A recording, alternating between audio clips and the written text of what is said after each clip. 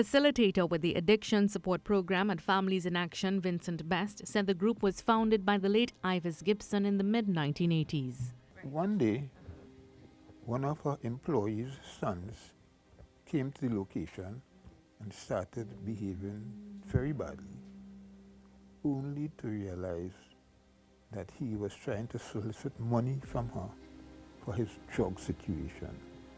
He used to be a heavy cocaine user. And out of that incident, Families in Action was formed. But at that time, he said many hid the fact that their relatives abused drugs. Quite a few people that she knew and who knew about the incident start coming out of the woodwork and admitting that they too have that problem. And then they realize how common that problem would have been. It was at that point that Ms. Gibson knew that families needed help. Mr. Best said she fearlessly took on the challenge. It was a well-kept secret because nobody wanted to be known or to be associated with drug use, especially cocaine, which was relatively new in Trinidad and Tobago at that time. You know, the marijuana was more acceptable, you know, and the fact is, marijuana users were not as dangerous as cocaine users. Like anything else, there are days when they are overwhelmed with cases, and then some days when there aren't many requiring their assistance.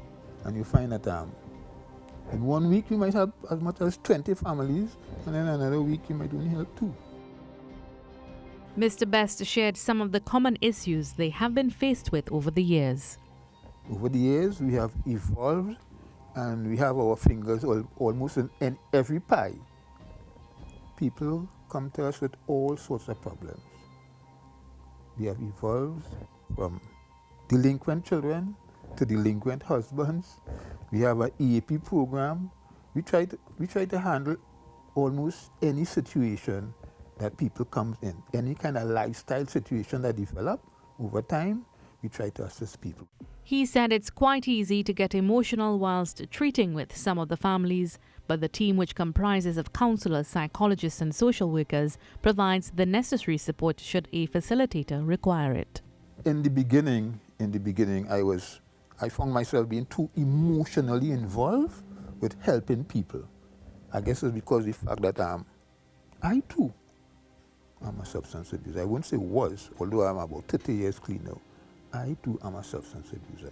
And I know the chaos we could wreak with our own lives and our significant others and our entire family.